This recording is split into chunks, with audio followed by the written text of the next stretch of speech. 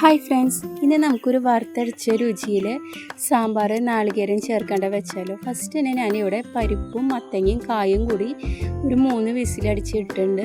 അതിലേക്ക് ഞാൻ തക്കാളി, മുരിങ്ങക്കായ, കുറച്ച് മഞ്ഞൾപ്പൊടി, 4-5 ചുവന്നുള്ളി, ഉപ്പ്, കുറച്ച് പച്ചവെളിച്ചെണ്ണ ആഡ് ചെയ്തിട്ട് ഒരു വിസിലും കൂടി അടിക്കാനായിട്ട് വെക്കുന്നുണ്ട്. അപ്പോൾ മൊത്തം നമുക്ക് 4 വിസിലാണ് അടിക്കേണ്ടി വരിക.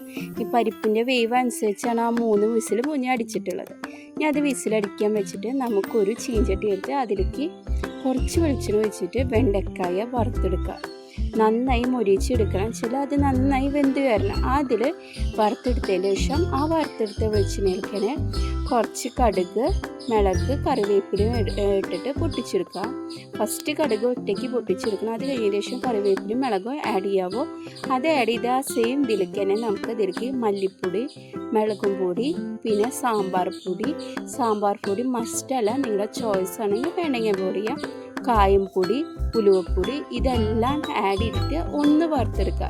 ഈ സമയത്ത് നമുക്ക് ഒന്ന് സ്റ്റവ് ഓഫ് ചെയ്താൽ ഓൾറെഡി വെളിച്ചെണ്ണ ചൂടുണ്ടാവും, കരിഞ്ഞു പോകാനുള്ള ചാൻസാണ്. ആ ചൂടിലാണ് നമ്മളിത് വറുത്തെടുക്കുക. ഇത് വറുത്തെടുത്ത് മാറ്റി വയ്ക്കുക. ആ നേരം കൊണ്ട് ഒരു വിസിൽ നമ്മുടെ കുക്കർ വന്നിട്ടുണ്ടാവും. അതിൻ്റെ വിസിലൊക്കെ നന്നായി പോയതിന് ശേഷം അത് ഓപ്പൺ ചെയ്തിട്ട് അതിലേക്ക് നമുക്ക് ആദ്യം പുളിവെള്ളം, ഒരു നാരങ്ങ വലുപ്പത്തിലുള്ള പുളിയാണ് ആഡ് ചെയ്തിട്ട്, ഓവർ പുളി നമ്മൾ ചേർക്കാൻ പറ്റില്ല. നമ്മൾ പുളി അനുസരിച്ച് വേണം ചേർക്കാൻ. ഇത് ഇത്തിരി മധുരമുള്ള പുളിയാണ്, അതുകൊണ്ടാണ് ഇത്തിരി നാരങ്ങ വലുപ്പത്തിൽ ഞാൻ എടുത്തിട്ടുള്ളത്. അതിനനുസരിച്ച് ചെറിയ വലുപ്പത്തിൽ എടുക്കുക. പുളി കൂടിപ്പോയി കഴിഞ്ഞാൽ സാമ്പാറിന് രുചി കുറയും. അപ്പോൾ ഞാൻ നാരങ്ങ വലുപ്പത്തിലുള്ള പുളിയാണ് എടുത്തിട്ടുള്ളത്. അത് ഓൾറെഡി ഞാൻ ചൂടുവെള്ളത്തിൽ ഇട്ടുള്ളതാണ്. അത് പിഴിഞ്ഞ് ഒഴിച്ചു.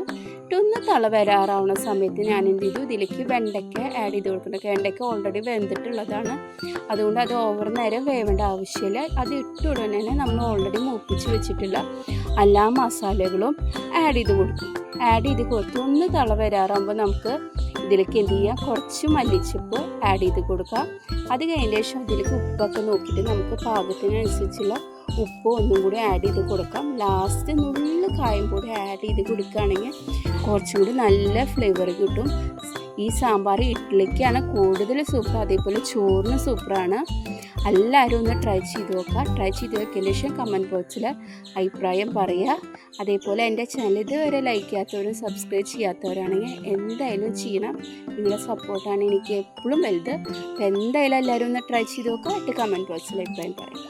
അടുത്ത വീഡിയോയിൽ നമുക്ക് കാണാം.